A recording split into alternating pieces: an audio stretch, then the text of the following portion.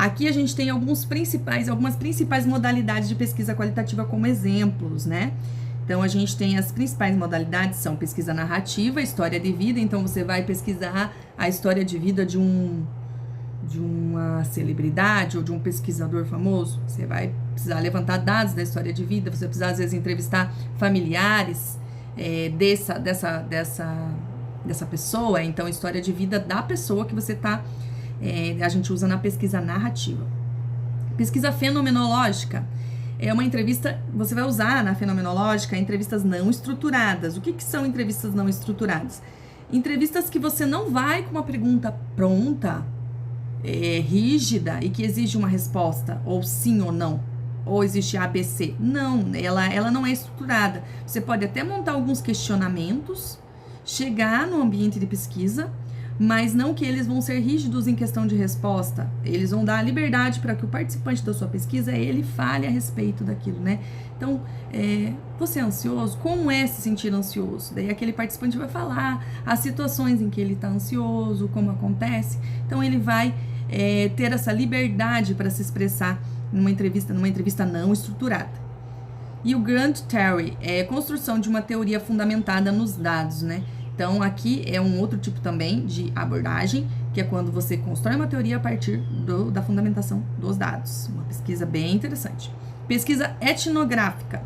Entrevista em profundidade e observação participante. A etnográfica, você imerge no campo, praticamente. Então, é observação participante mesmo. Você está imerso no campo de pesquisa. Muitas pessoas... da questão da pesquisa etnográfica, para fazer essa pesquisa, eles vamos supor, vão investigar uma comunidade quilombola, por exemplo, ou uma comunidade indígena. Isso acontece muito nas pesquisas etnográficas.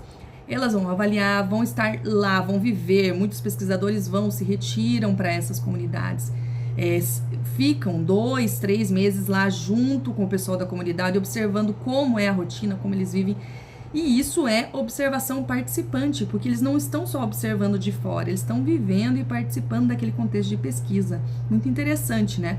E também muito difícil, porque se você está imerso, fica difícil você manter o rigor científico, né? E se separar daquele contexto. Então, como eu falei, a pesquisa qualitativa é muito difícil também, não é fácil. Estudo de caso. O estudo de caso, ele é uma abordagem qualitativa muito utilizado nos campos da saúde, medicina, psicologia, muito. E sociologia também. São entrevistas, observações simples ou participante, né? Observar simplesmente ou participar da observação e análise de documentos. Então, o estudo de caso, geralmente, na psicologia, eles usam, né, um caso em que uma pessoa se sentiu ansiosa, teve uma crise de pânico, e eles observam como aquele caso se desenrolou, e como procedeu, quais foram os procedimentos, quais foram as terapias que aquele indivíduo usou, como aquilo se desenvolveu. Então, o estudo de caso, ele é muito particular daquele indivíduo, né, que está passando por aquele tipo de fenômeno, de complexo, de saúde, né? Então, é isso.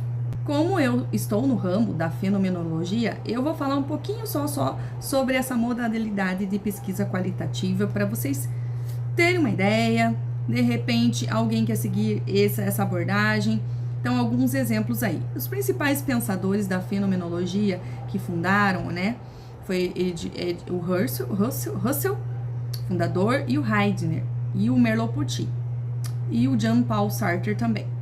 Então, estudo dos fenômenos, então, para a fenomenologia, ela vai estudar os fenômenos, aquilo que aparece a consciência. Então, buscar entender como as pessoas vivem e percebem as suas experiências, é aquilo que eu falei, né? Como as pessoas vivem e percebem as percepções dela das experiências. Como é subjetivo isso, né? Então, a palavra-chave para esse tipo de abordagem é a experiência vivida. Por isso que é tão difícil, não tem como a gente quantificar uma experiência vivida.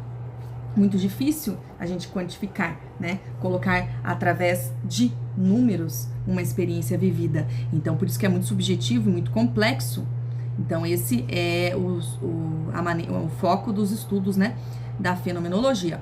Compreender o sentido das experiências para quem as vive. Então, compreender o sentido das experiências, né? por que que aquilo é tão importante, por que que aquela experiência é tão importante para aquele indivíduo, qual que é o sentido, né? Dentro do sentido tem os significados, os significantes, então qual que é o sentido dele vivenciar aquela experiência? Você vê como é complexo, como é profundo, não é uma coisa quantificada, né? Então, não se explica com números, mas descreve com profundidade e descreve a partir dos vieses teóricos que vão estar abordando essa modalidade de pesquisa. Então, é uma escuta sem julgamento e com empatia. Ideal para investigar. Então, a qualitativa é boa para investigar emoções, percepções, a fenomenologia, né? Emoções, percepções e motivação. Ela começou a ser usada na pesquisa social a partir do século XX. E a fenomenologia é muito usada em áreas como educação, psicologia e saúde. Um exemplo comparativo é aquele exemplo que eu falei no decorrer do vídeo aqui, que uma pesquisa tradicional, por exemplo, né, quantitativa, quantas pessoas têm ansiedade? E na fenomenologia seria como é viver com ansiedade. Então, as competências, no livro do Gil, né? As competências requeridas dos pesquisadores qualitativos. Então, o que é importante um pesquisador qualitativo ele ter como competência para poder trabalhar legal ali, analisar? Então, ele tem que ter interesse por pessoas, capacidade para estabelecer contatos, disposição para manter contatos prolongados. Então, muitas vezes você vai ter que ter contato com aquela pessoa, vai ter que voltar, né, para aquele campo de análise. A flexibilidade, como eu falei, porque ela é uma pesquisa flexível. Sensibilidade, você tem que ser sensível com as pessoas, com os teus dados, né? Capacidade para observar, analítica, né? Acessibilidade e empatia. Habilidade para entrevistar. Tolerância à ambiguidade, porque muitas vezes os dados vão ser ambíguos. A habilidade de escrita e o uso de linguagem alternativa, que você vai ter que se adequar ao seu contexto e às pessoas que vão estar com você. Aqui as características básicas da pesquisa fenomenológica. Então, como eu falei, a experiência vivida, né? A intencionalidade, o estudo das essências, ênfase no fenômeno, estudo dos fenômenos tal como eles se apresentam à consciência. O pesquisador se coloca entre parênteses, então os participantes são considerados co-pesquisadores, então os participantes que estão na sua pesquisa fenomenológica, eles são co-partícipes dos dados, né? Dos dados e dos resultados, eles estão participando junto. Tem a descrição das experiências, não análise ou explicações. O sujeito e o objeto estão integrados e chega-se às essências por meio da intuição. Então, pessoal, aqui, ó, ainda dentro do livro do Gil, como que a gente pode definir uma pesquisa qualitativa, né? O que é pesquisa qualitativa? Aqui ele vai dar alguns, né? Então, aqui algumas características, né? Como definir. Então, o foco é no significado, e no entendimento. O que se pretende com a pesquisa qualitativa é compreender como as pessoas interpretam suas experiências, constroem seus mundos e atribuem significado às suas experiências. Então, a principal preocupação do pesquisador deve ser de compreender os fenômenos segundo a perspectiva dos participantes e não a sua. Então, o pesquisador como instrumento primário da coleta. Então, a compreensão a compreensão é o objetivo da pesquisa qualitativa. Então, na condição de ser humano capaz de responder, de se adaptar imediatamente, o pesquisador torna-se meio ideal para a coleta e análise dos dados. Então, ele pode amplificar sua compreensão mediante a comunicação, verbal e não verbal, processar a informação imediatamente, clarificar e sumarizar o material, checar com os respondentes a acurácia da sua interpretação, se a interpretação dele está sendo bem feita dos dados, e explorar o significado das pessoas, dos seus participantes, né? E podem também surgir alguns dados que surpreendam o pesquisador também, tá?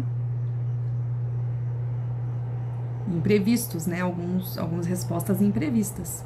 Isso é interessante na pesquisa qualitativa, o que na quanti não tem. Processo indutivo. Então, diferente do que ocorre na pesquisa quantitativa, em que a parte das hipóteses deduzidas de um arcabouço teórico, na pesquisa qualitativa, o pesquisador procede pela via indutiva, coletando dados mediante entrevistas, observações e análise documental, com o propósito de estabelecer categorias, hipóteses e teorias. Então, na pesquisa Quali, você parte dos dados, né?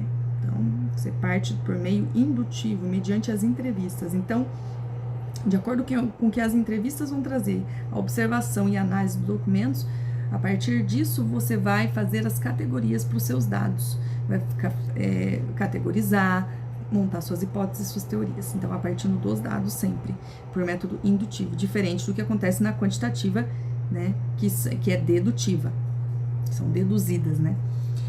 Então, ela é rica em descrição, os achados da pesquisa são apresentados não em números, mas em palavras e figuras.